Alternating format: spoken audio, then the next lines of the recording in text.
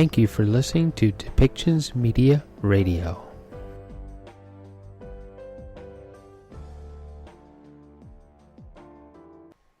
Try this again.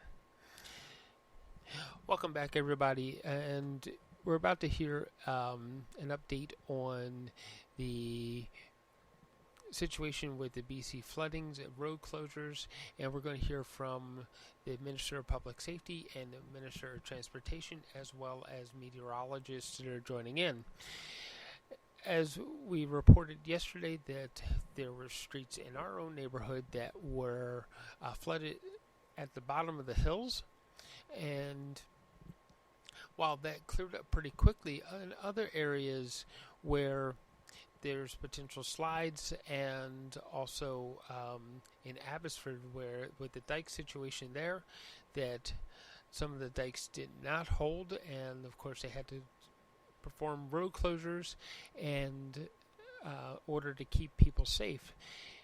So if you see a road closure, please avoid that area, so that the safer we stay, the safer our rescue teams stay, and the faster they can get things cleaned up and get us back on track with our lives again. We're going to hear a lot of different things being talked about, including atmospheric rivers and rainfall on top of snow that cause potential flooding. So let's listen to what they actually have to say, and how the meteorologists are talking about how we're going to modernize systems and a possible new alert system to come for extreme weather.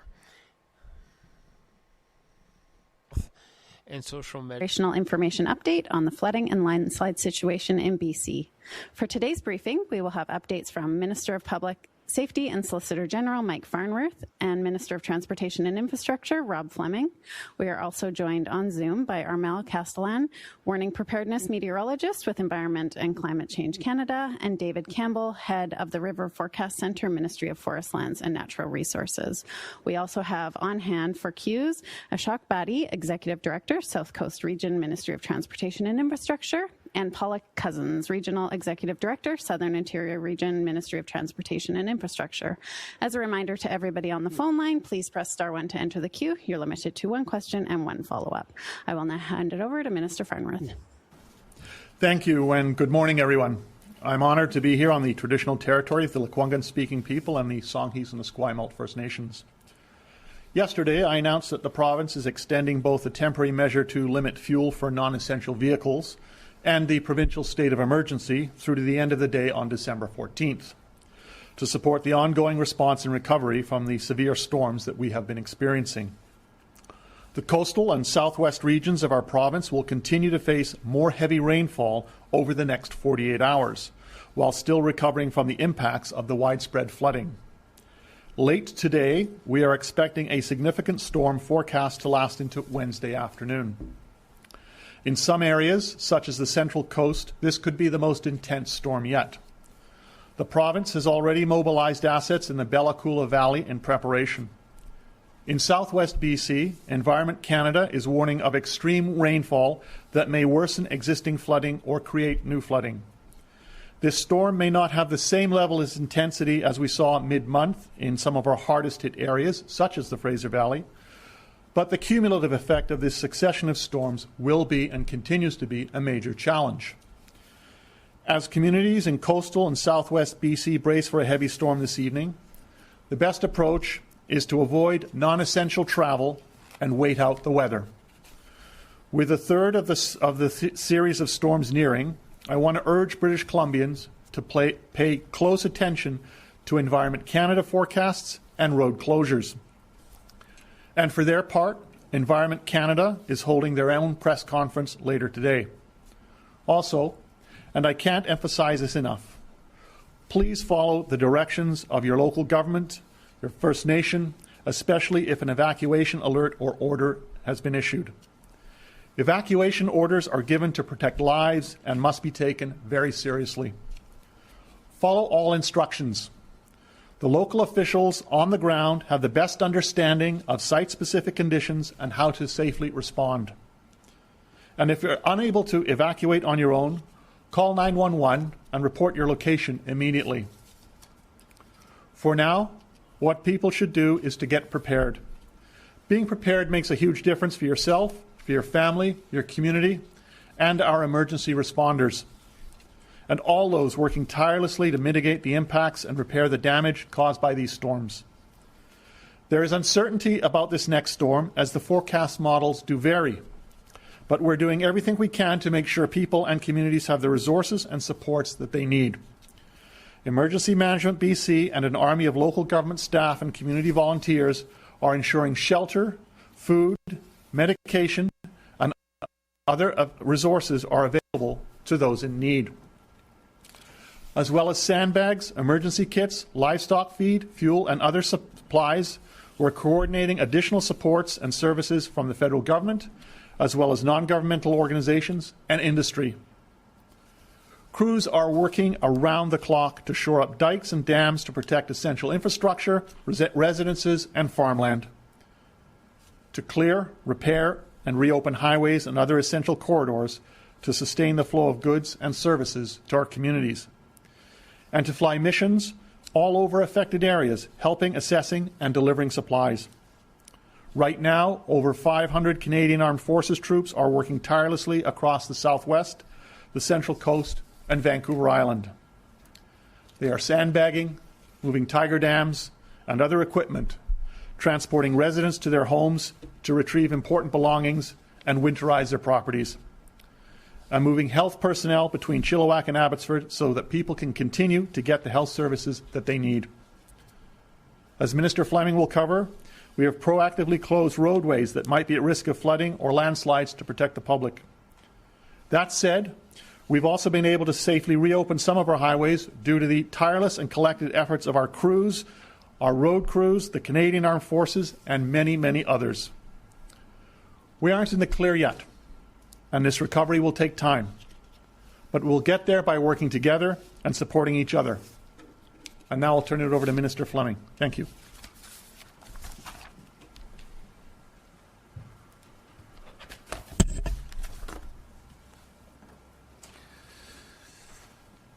Thank you, Minister Farnworth, and good morning. Following the latest storm event, our highways have generally operated well. We continue to monitor the incoming weather. Yesterday, we reopened highways 3 and 99 after they were cleaned up and confirmed to be safe for travel. They had, of course, been preemptively closed on Saturday in advance of the last storm. Both of these routes continue to fall under the travel essential traffic only. And since reopening, traffic has generally flowed well on both highways. However, given current forecasts, we're going to have to close Highway 99 once again between Pemberton and Lillooet. That will happen at 4 p.m. today. Drivers should expect some delays as all traffic will be using Highway 3 and Highway 7 in that corridor to move in and out of the region, as Highway 1 remains closed in 2 locations, between Chilliwack and Abbotsford and east of Chilliwack between Popcom and Hope. I do remind drivers that these routes are not up to the same condition before the first storm arrived 2 weeks ago. Some commercial truck drivers may not be familiar with these routes, and we are asking everyone to please slow down, please be patient, and accept that it will take longer and drive according to current conditions. We all truly appreciate the hard work and dedication of so many people who've worked so hard to keep our highways and trade routes functioning during this unprecedented time. I would like to acknowledge and thank the general public as well for their patience and understanding. Highway 1 is the single most important artery in the Lower Mainland, and when it's closed for an extended period, I know that it's difficult and very challenging for people. The same goes for Highway 7, which is restricted to essential traffic, and I know this is challenging for people who have to go to work or school or have appointments that they have scheduled. I want to assure you that the Ministry of Transportation does not make these decisions lightly. In some cases, it is for safety reasons, as is currently the case with Highway 1. In other cases, it's to maintain the supply chain in our province and for essential reasons, as is the case for Highway 7. We're in the midst of an extraordinary situation that requires an extraordinary response. We will open up Highway 1 as soon as it's safe to do so. In the meantime, I want to thank people for their continued patience and understanding. And I ask employers to continue to be as flexible as you can with your employees over these next few days as we get through this storm event and deal with it. Remember, this is for the short term. We will get through this. With the brunt of the next weather system moving in, the Ministry of Transportation and Infrastructure is ready. We're monitoring conditions across the province, including the mid and south coast, the interior, and the north part of Vancouver Island. Crews and equipment are ready to be deployed in all of those regions as needed. In preparation for the rain forecasted to impact Highway 20 and the Bella Coola Valley, a travel advisory is now in place to warn motorists of conditions on Highway 20. We're staging maintenance crews and avalanche teams along the corridor to respond quickly to changing conditions, and we will continue to advise the public through Drive BC and specific travel advisories. If it's not necessary for you to be driving in the Bella Coola area now, please stay off the roads. Safety remains our key consideration, and if required, we will preemptively close more highways again, as we have done with Highway 99 beginning at 4 p.m. this afternoon. With the ground already extremely saturated and heavy rains expected, proactive closures may be needed to ensure the safety of the traveling public. We don't take these decisions lightly again, but the current conditions are not typical, and we need to keep everyone's safety at the forefront.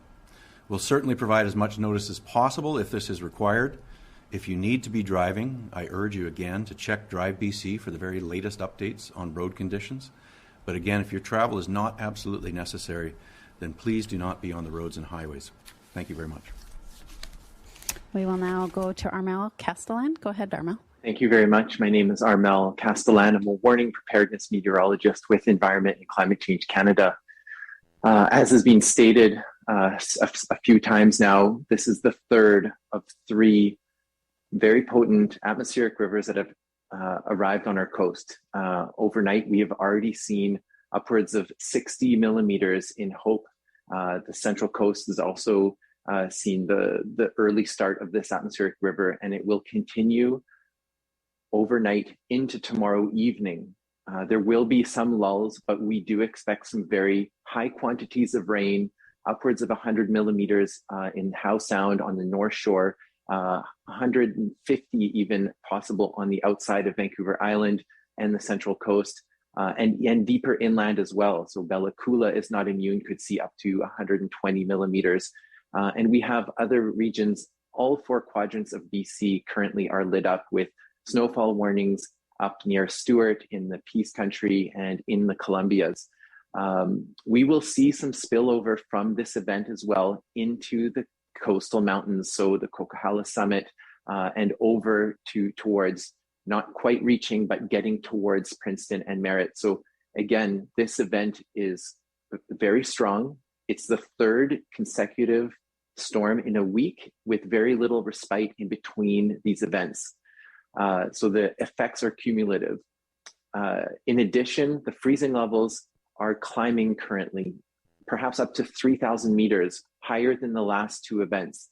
So snow melt is also a component of this event and will add to the storm totals of rain into the rivers and creeks. And we urge everybody to follow the forecast, listen to the warnings, listen to the authorities for all recommendations for people's safety and for the safety of our first responders on the ground.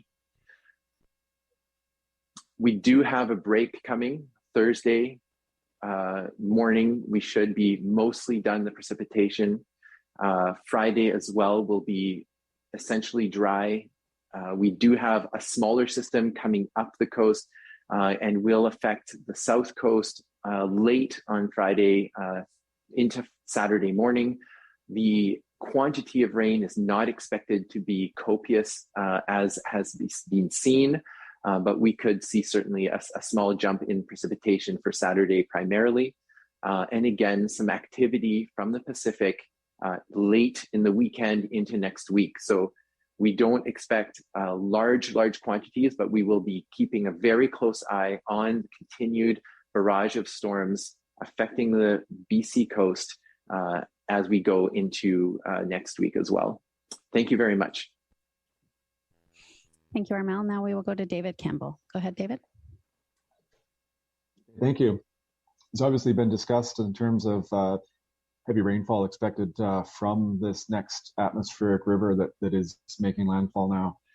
In addition to that, it was talked about the rise in temperatures, and we're certainly expecting to see, with abundant snow that's available, particularly at low and mid elevations through the central coast, as well as mid and upper elevations on the south coast, that we do anticipate additional runoff from that. For example, last weekend, we did experience upwards of 30 to 60 millimeters of snow water equivalent melt, in addition to the rainfall amounts that Armel has discussed.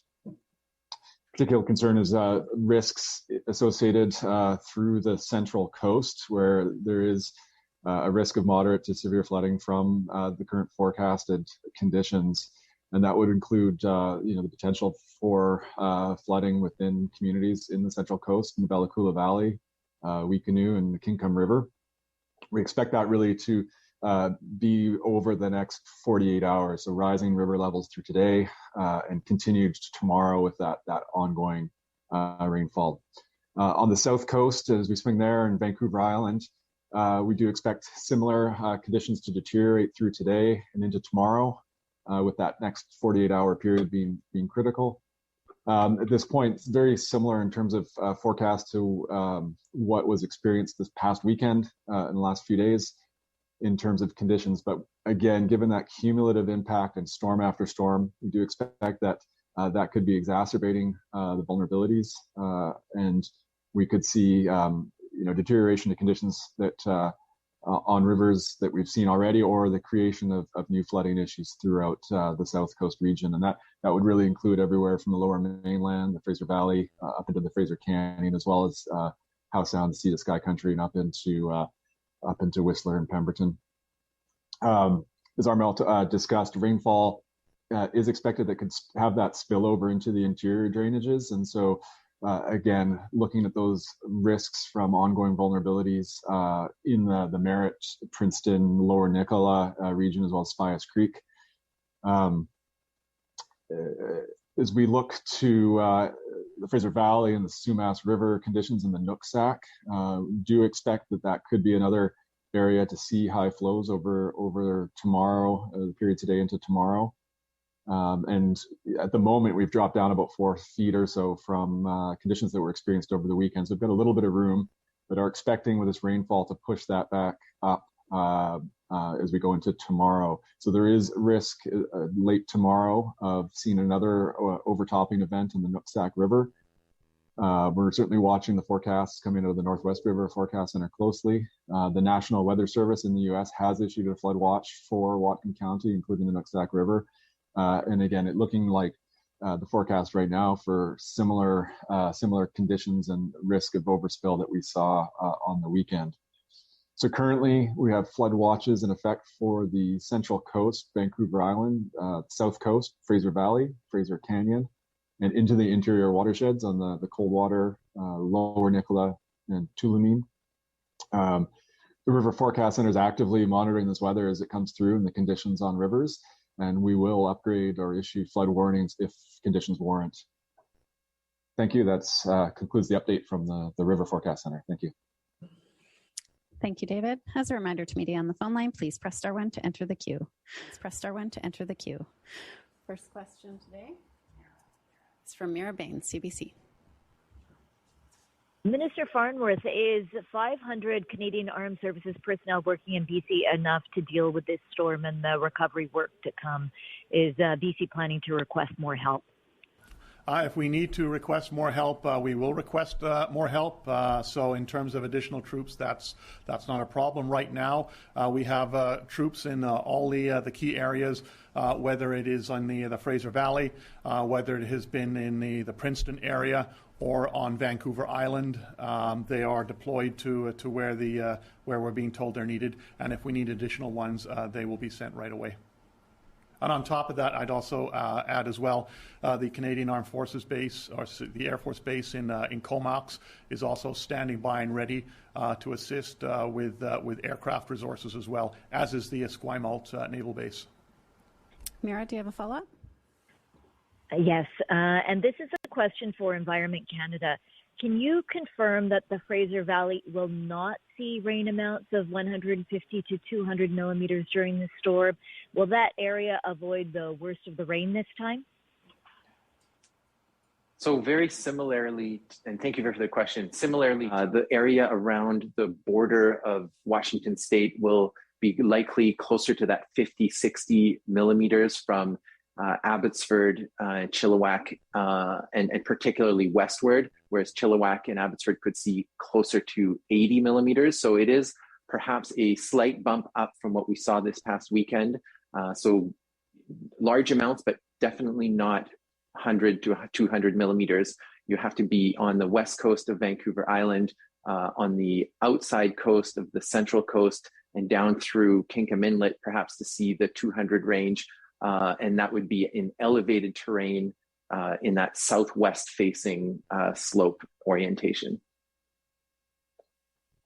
Next question is from Ben Milger, CTV. Thank you. We've already seen this in one neighborhood in Abbotsford, but when it comes to landslides, in addition to highways, there are local neighborhoods that could be at risk. Is there any advice for people who live on or near saturated hillsides and may be wondering about the stability of the slopes around their houses? What I can tell you is that on the ground, experts and crews have been out to assess areas that may be problematic, and if there is a concern, then obviously an evacuation alert would be put in place, and so people should be paying attention to the directions from their local officials. Ben, do you have a follow-up? Yes, I do. In terms of the dikes and the tiger dams that were installed recently in Abbotsford, how are they holding up in advance of this expected deluge of rain?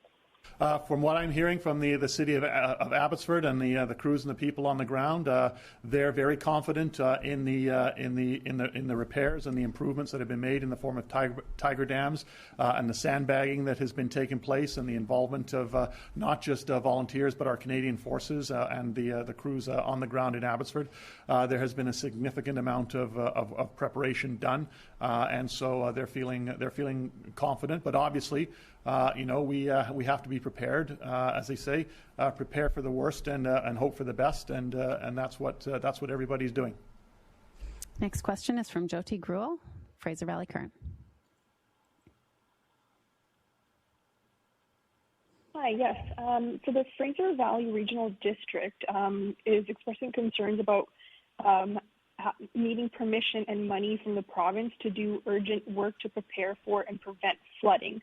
Can you speak to what the delays are? There's none. There is no request for permission for urgent repairs to prevent flooding. Jyoti, do you have a follow-up?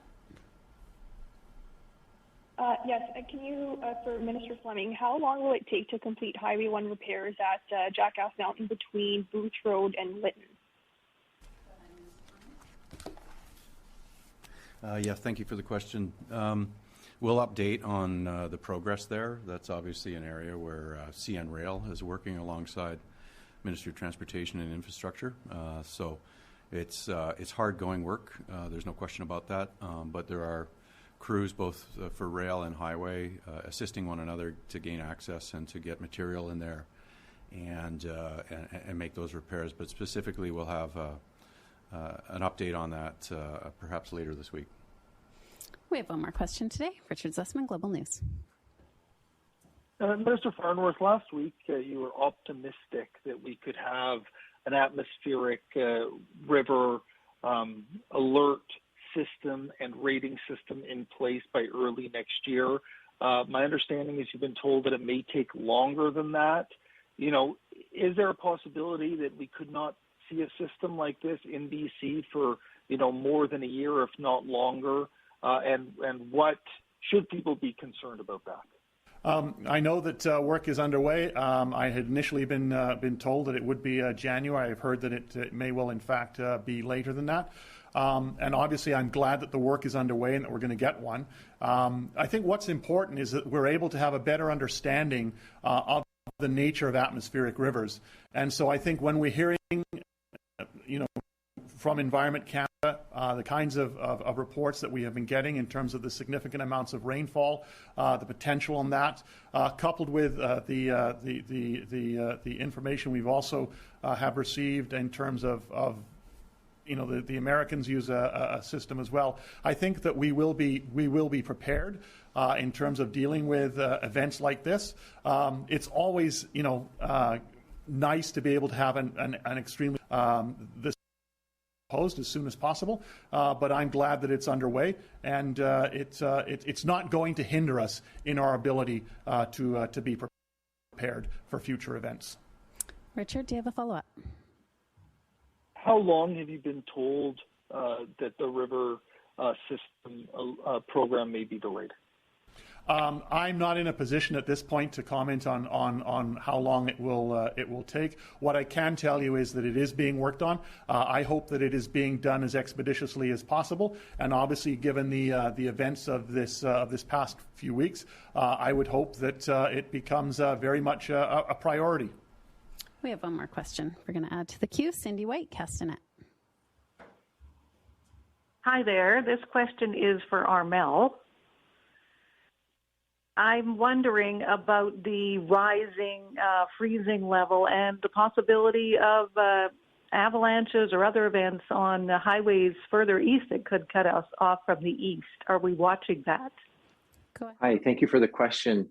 Absolutely, with the freezing levels climbing as high as they are this deep into fall and early winter, in fact, there are ramifications for the snowpack at higher elevations.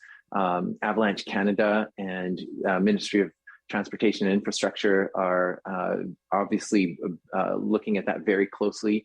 We provide them the weather elements there, and we are in consultation with them throughout the winter so that all best case decisions can be made according to the potential avalanche risk. Cindy, do you have a follow-up? Yeah, for Armel as well. What is Environment Canada doing to prepare for the possibility of these kind of events happening more often? I know particularly rain on snow. I covered the Calgary flood, so that was a major factor in that. It seems to be happening more often. Is it something that you're looking at for future planning? Go ahead, Armel. Well, absolutely. It all has to do with partnerships between Environment Canada and River Forecast Centre, as well as some of the mountain communities and the expertise locally in the province. So we are very keenly aware of the rain on snow additional impact that we've seen recently, that we've seen in the past. Chilliwack has also had floods after big snow events right down to sea level. And these are things that are part of the thinking behind how we issue forecasts, because it certainly does include that component of rising freezing levels, the warmth that's associated to these atmospheric rivers, and not independently from just the rain component in and of itself. So without question, these are cascading or multi-hazard events, and that is part of how we have to adapt to the future climate, and that's a moving target. So it will be continually evaluated as we modernize our forecasting systems. That concludes today's information update. Please note our next leadership. Thank you for listening today, and thank you for supporting us with our sponsors. Please go to depictions.media for more information and click on our contact link and let us know how we can help bring your story and help bring us to a better world.